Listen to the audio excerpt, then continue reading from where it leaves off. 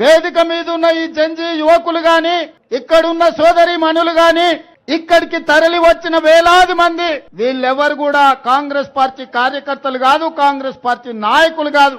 ఈనాడు భారతదేశ యువత సాధించిన విజయాన్ని మేము కాంగ్రెస్ ఖాతాలో రాసుకోదలుచుకోలేదు.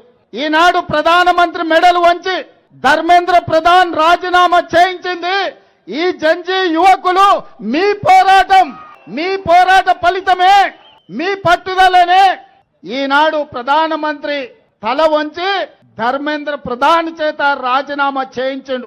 మీ పోరాటానికి, మీ గళానికి రాజకీయ పార్టీలు మద్దతు పలికినాయి తప్ప ఈ పోరాటం మీది, ఈ విజయం మీది. ఈనాడు ఈ సమావేశం కూడా, ఈనాడు ఈ నిరసన కార్యక్రమం కూడా ధర్మేంద్ర ప్రధాన్ రాజీనామాతో సరిపెట్టకుండా నీట్ పరీక్షల్లో చనిపోయిన కుటుంబాలను ఆదుకోవడానికి ఉద్యమం సందర్భంగా విద్యార్థుల మీద పెట్టిన అక్రమ కేసులు తొలగించడానికి, చనిపోయిన కుటుంబాలకు నిర్వాళులు అర్పించాలి అని నిర్ణయించుకుంటే హైదరాబాద్ నగరం నలుమూలల నుంచి, తెలంగాణ రాష్ట్రం నలుదిక్కుల నుంచి ప్రధానమంత్రి గారు చెప్పినటువంటి వీడియో మీరందరూ కూడా చూసుంటారన్న. చాలా స్పష్టంగా యువత ఆకాంక్షల్ని, యువత ఆశల్ని భారత ప్రభుత్వం గుర్తిస్తుంది, గౌరవిస్తుంది.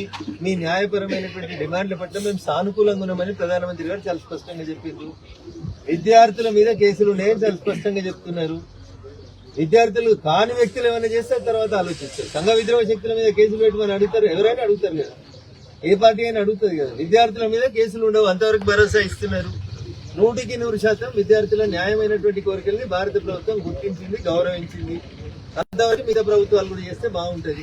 10th క్లాస్ పేపర్ నడపరాని వాళ్ళు 10th క్లాస్ పేపర్ లీక్ అయ్యి వాట్సాప్లలో 10 నిమిషాలకి ఏదైనా పడితే మరి మా మంత్రి గారు రాజీనామా చేశారు కదా కేంద్రంలో, మరి ముఖ్యమంత్రి గారు కూడా రాజీనామా చేయాలి కదా.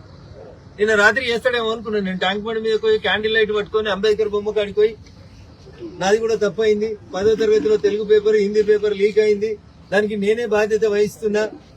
దేశంలో కాంగ్రెస్ కి ఎవరు దిక్కులేడు, నేనే ఉన్నా కాబట్టి నేనే బాధ్యత వహించి రిజైన్ చేస్తున్నా అని ఒక మంచి సాంప్రదాయానికి ముఖ్యమంత్రి గారు తెరలేపుతారని అనుకున్నా నేను. లేపాలని భగవంతుడు మంచి బుద్ధి ఆయన కల్పించాలని కోరుకున్నాను. Thank you.